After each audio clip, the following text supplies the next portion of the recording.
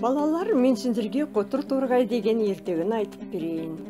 Бір қотыр торғай шеңгелде қонып отырғанда, жарасының қара қотырланған аузын шеңгелдің тікенегі сырып кетіпті. Торғай ашуланып, "Қап, бәлем, сені ешкіге айтпасам" деп ешкіге келіп, Ешкі, ана шеңгелдің сылдырмағын неге жемейсің?" Сонда ешкі: "Оны жемек түгіл өзім лақтай алмай жатырмын." Торғай: "Қап, бәлем, сені қасқырға айтпасам?"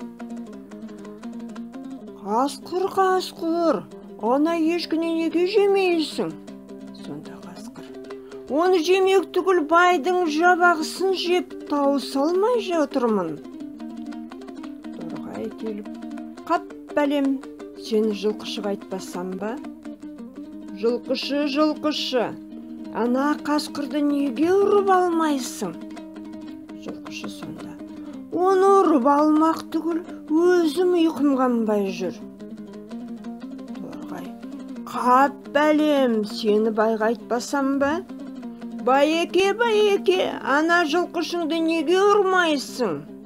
Сонда бай тұрып: "Оны ұрмақ түгіл өзім қоспамды тауыса алмай отырмын." Торғай: "Қап, бәлем, сені тышқанға айтпасам?" Тышқан, байдың қоспасын неге жемейсің?" Тышқан: "Оны жемек түгіл өзім інімді қаза алмай жатырмын." Торғай ойлап: "Қап, бәлем, сені балаларға айтпасам ба?" Балалар, ана тышқанды неге ұрып алмайсыңдар?" Балалар шулап: "Оны ұрып алмақ түгіл өзіміз асығымызды ойнай алмай жатырмыз." Торғай: "Қап, бәлем, сендерді кемпірге айтпасам?" Кемпір, ана балаларды неге ұрмайсың?" Кемпір: "Оларды ұрмақ түгіл өзім жүнімді сабай алмай отырмын." Торғай: "Қап, бәлем, сені құйынға айтпасам ба?" Құйын, кемпірдің жүнін неге ұшырмайсың?" Құйын соғып, кемпірдің жүнін ұшырды. Кемпір келіп балаларды ұрды. Балалар тышқанды ұрып алды.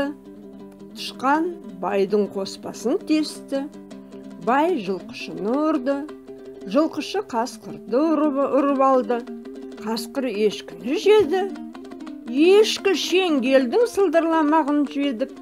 Қотыр торғай шеңгелден сөйтіп өшін алған екен. Рахмет, балалар.